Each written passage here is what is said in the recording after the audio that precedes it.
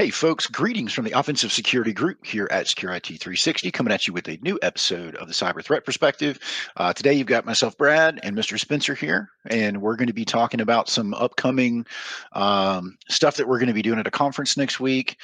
Really exciting things, and hopefully, just talking through it on this episode, you guys will get some interesting stuff to think about. So, Spencer, what are we doing at the SecureCarolina's conference next week, man? Yeah, SecureCarolina's CyberSC. It's in Columbia, South Carolina next week.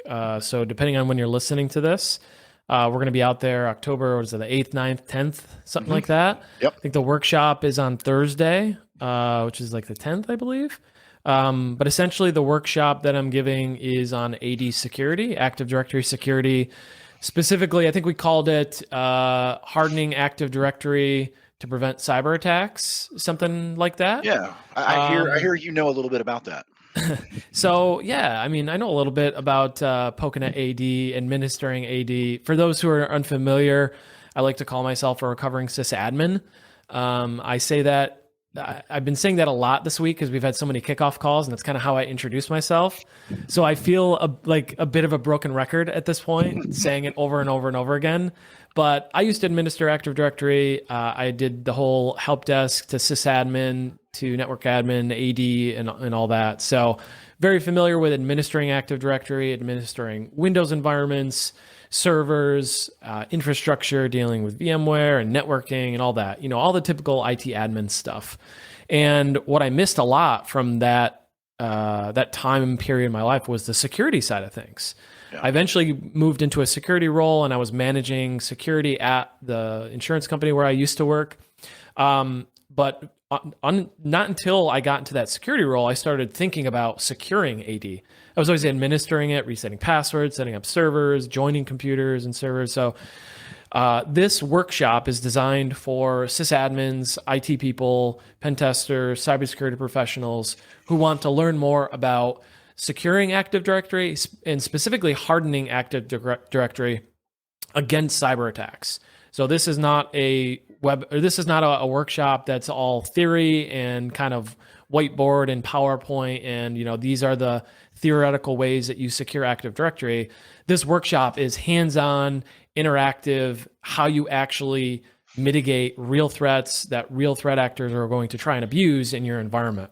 And a lot of the concepts and a lot of the misconfigurations, a lot of the hardening that I've put into this workshop is based off of the pen tests that we've done, the threat reports that are out there, kind of real research and real practicality and real applications that we've used in our pen tests, in our offensive engagements, in order to help make our lives as pen testers and offensive people and attackers more difficult.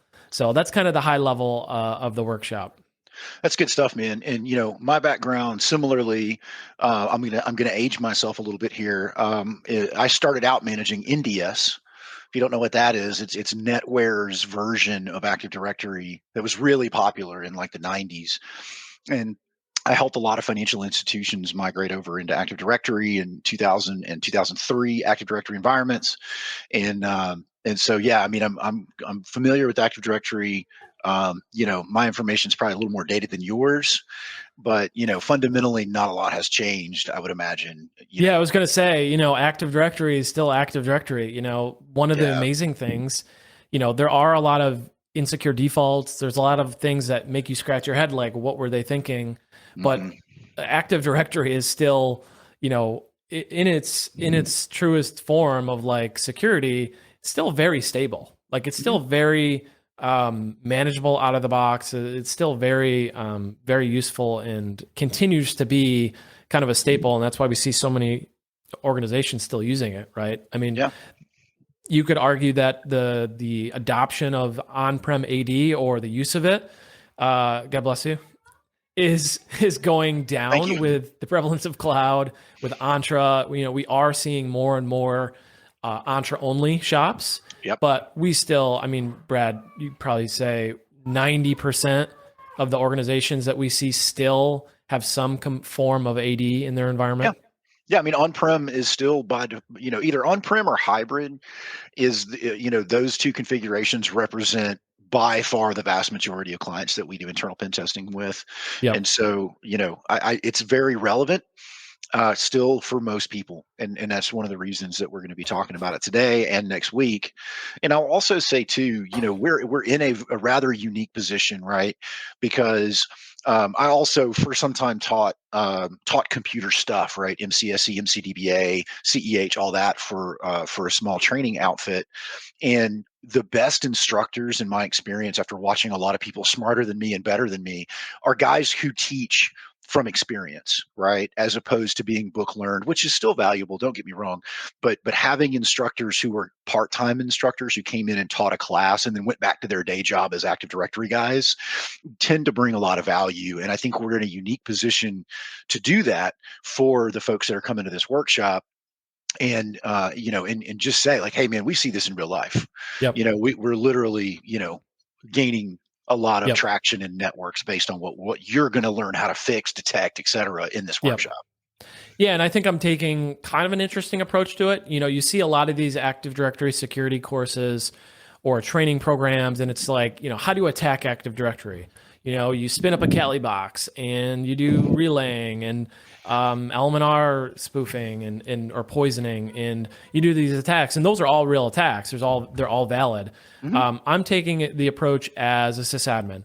Like we are in the workshop, we're going to be in a lab, on a DC, on a server, in a Windows environment. We're taking the approach of you're a sysadmin and you need to harden these environments, right? Or these servers, these services. The other use case or the other kind of scenario that I like to play out for this workshop is you got a pen test report and it has all these findings, right? And now you got to go and fix them. Obviously, you're not going to be sitting on a Kali box attacking these things, right? You need to fix them. So we're going to be in group policy, we're going to be in services, we're going to be in server manager, and we're going to be doing things like a sysadmin would, with the understanding that these are real threats, these are real misconfigurations that are abused by threat actors from that approach. So I'm kind of combining my background as a sysadmin with my current day job of being a pen tester and an ethical threat, I like to say. And combine those two to make a course that's specifically suited for sysadmins. Like I said, IT professionals, cybersecurity people who want to learn how to remediate vulnerabilities, first identify those, but if they're already identified for you, how to remediate them, how to validate that they're fixed. Best practices, right? That's something that's missed also, is here's how you remediate something, but there might be some best practices that you can configure to, tune that up a little bit or harden that, especially when it comes to like password policies, legacy protocols. There's a whole bunch of stuff that is very nuanced when you get into this. Yeah, you might say this is securing Active Directory from an attacker's perspective, right? And so we're taking what we know as being the bad guys and trying to help them be proactive or reactive, which is a perfectly acceptable way to do it. But yeah, no, I love that angle. I love the aspect of it, and I think it's going to be able to provide a lot of insight into that. So let's talk a little bit about some of the things that you're going to cover in this workshop, because I'm there with you, but I'm going to be literally like an IT guy. I'm just supporting the setup and like teacher's assistant, like, hey man, we got a question over here, Yeah. So like I said, one of the coolest parts is there is an interactive lab. So it's an all online thing through a learning platform, and the learning platform is called CourseStack. Super great. But essentially, you're going to be able to spin up a lab. You're going to be able to log into it. And then from there, we're going to talk about kind of high level, what is Active Directory and why is it a threat? But then we're going to get into kind of the 101 level of hardening in this workshop. So in the workshop next week specifically, we're just going to stick to the 101 level stuff. In future revisions, we're going to talk about 201 and 301 level stuff. But I'm going to walk through some of those things in each of the categories to give a sense of what's included. So the first thing right off the bat that we're going to do are finding and fixing common misconfigurations.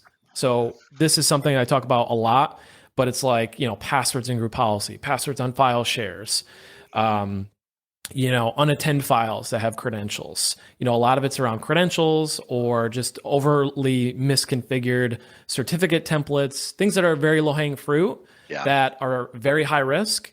but also easy to remediate, fairly straightforward to remediate, right? Yeah, and I think a lot of that gets lost in the attempt to be sexy when it comes to pen testing.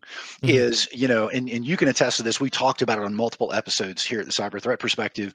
It is the vast majority of the time when we're trying to elevate privileges or move laterally in environments, we just search for passwords.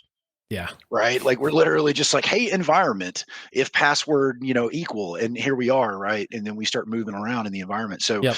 um so yeah, I mean, I think that's really important. I think it's probably undervalued Yep. to do those basic things, and it's something that I think a lot of organizations miss on, because it's not sexy, and there's not some auto magical tool that goes out and does this, Yep. right? Well, I guess Yeah. in some cases there is, right? Script Sentry. Don't Yep. shameless plug on that, right?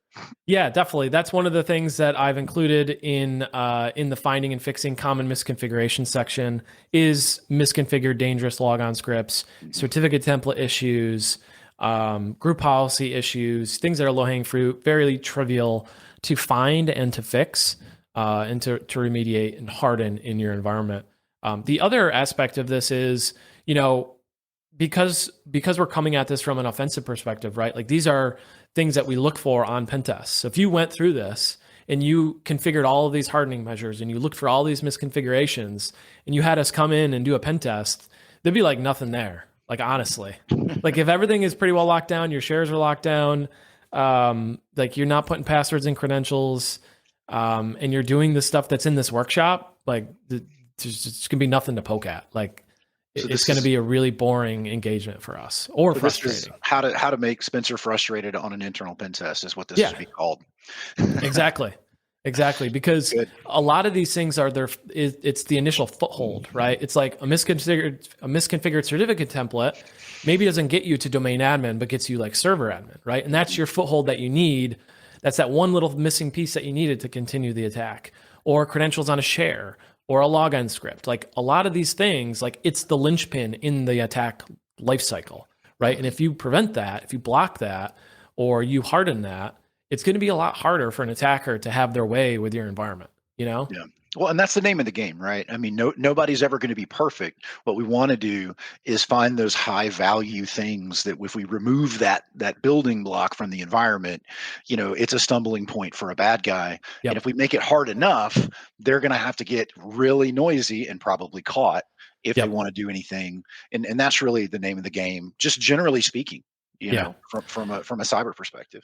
Yeah, that's a good point. And that's something that we cover in the workshop under, in the why is AD a prime threat or a prime target for attackers. I talk about this concept that I have is credentials, access, and control. And we're going to talk about that in the workshop in more detail. But threat actors need credentials, they need access to resources, and then they seek to control or have control over their environment. So if we're able to interrupt those things, like I said, it interrupts the attack path. It interrupts their chain of, their SOP. They're reading from a playbook just as much as anybody else. And you break that chain, and all of a sudden they don't know what the next step is, or the next step isn't as obvious because it's not following that playbook, right? Yep. And the second thought to that is making the attackers have to make more steps or perform more actions, which increases the likelihood that they're going to be detected or they're going to trip over something, which increases the likelihood that an alert's going to be fired, which increases the likelihood that we're going to detect them and evict them from an environment, right? Exactly. So all these hardening measures, all these remediations, they're layered controls, they're layered defenses so that we can create more opportunities for threat actors to make mistakes or to make noise so we can detect them earlier on and evict them. Yeah, and correct me if I'm wrong, but a lot of the stuff that you're looking at from a resolution perspective, these are things that are low noise attacks, right? So they're things that are hard to detect with MDR. They're hard to detect with EDR. And so they generally go unnoticed when a bad guy executes on them in an environment, because Active Directory, like you've said a million times, is not a security product, right? So I'm stealing your line now, but it's not that. And so, there are a lot of things missing. And so I guess that's a question, like, is that kind of part of the reason that these are so important? Yeah, definitely. Take, for example, a misconfigured certificate template that allows anybody to modify the permissions of that or modify the settings, right? Let's say authenticated users has full control over a template, a published template. that template is used for whatever, right? But you have permissions to modify it. I can modify that template and give it, client authentication. I can make it do whatever I want. And then I can, make it so I can supply a SAN. And then I can use that certificate template to request a ticket as an admin, right? A Kerberos ticket. So I can get a certificate impersonating user, use that to authenticate to AD to get a Kerberos ticket as an admin, let's say, and be on my way. There are not many products that will detect that type of threat. Now, some of the identity products are getting a little bit better at identifying when certificate templates are requested with, an alternate SAN or some of those situations. But your EDR is not going to detect, an ESC4, it's called, where you have misconfigured permissions on a template. They're not going to detect it. So, partially because that's intended functionality, right? So if you've permissioned, it in such a way that it can be modified, then modifying it is a normal process of Active Directory. Same thing with issuing Kerberos tickets. Those are all normal things that occur, and so detecting that from an anomaly perspective is really challenging for most environments. Yeah, you're trying to detect the less normal within all of the normal. Right. It's like trying to needles. Yeah, it's trying to find a needle in a stack of needles. Exactly. Which needle? Your line again, by the way. Yeah, which needle is light gray as opposed to silver or something, or whatever. But so a few other things that I'll mention in the 101 hardening section. We've got, like I said, the find and fix common misconfigurations. We talk about password policies. So not only password policies, like, okay, cool, I should have a password policy that's strong, right? But password filters. There are a number of ways to strengthen your password policies in your environment, and one of the ways is with filters. So you can use Entra. Entra has password protection, which is really good. It includes all of the passwords from Have I Been Pwned and doesn't allow users to use them. If you don't have Entra, or in the case of the lab, we don't really have an Entra tenant set up. So what we're using in the lab is a couple things. We're going to be looking at SpecOps, and we're going to be looking at LithNet. LithNet has something called AD password protection. And that essentially is a password filter. So you can create custom rules, and you can include custom banned passwords and custom compromised passwords into a list. And then you can disallow users from using that password. So what's really cool is you can create a filter that doesn't allow them to use, any kind of combination of the company name in their password, right? Or common landmarks, or location, or common sports teams, or whatever is like common for users to use in your environment. You can ban those and create rules that say, no, you can't use that password or combinations of that word or that phrase in the password. And then when users go to reset their password or change it or whatever, they're not allowed to use those passwords. Yep. And we actually see that a lot on external pen tests when we're doing password spraying and credential stuffing. Is, we'll go find out basic tenets of information about the target, right? So like, what's the local college mascot? We'll look at like when the company was founded. We'll look at, other similar type things. And so usually with some mutations on those, we can usually get accounts on external pen tests, which we wouldn't otherwise be able to do if filtering was enabled properly. Same thing with credential stuffing, right? We're literally going against similar databases of Have I Been Pwned, getting the actual passwords out of them, and then spraying them into the environment. So, that's another avenue of attack that's being shut down because, I think I heard recently that identity is the new endpoint. Or something, some similar phrasing to that. And it's true, man. We are absolutely heavily focused on pen testing around identities. So, yeah, firewalls used to be the edge.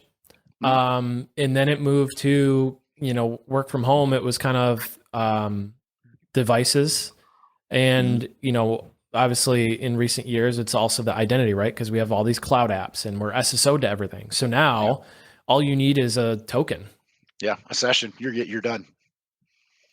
So some other things that you'll see featured in the workshop are disabling legacy protocols. So like LMNR and NBNS, Spooler, web client, SMBv1. Those are all things that we're going to talk about, discuss how to eliminate, harden, remove, and those kinds of things. And we're going to talk about laps. So Laps is going to make a feature. We still see a lot of organizations not using Laps. So if you're unfamiliar, it's the Microsoft local admin password solution. There's two versions of it now. There's the older like legacy Microsoft Laps, and now there's Windows Laps.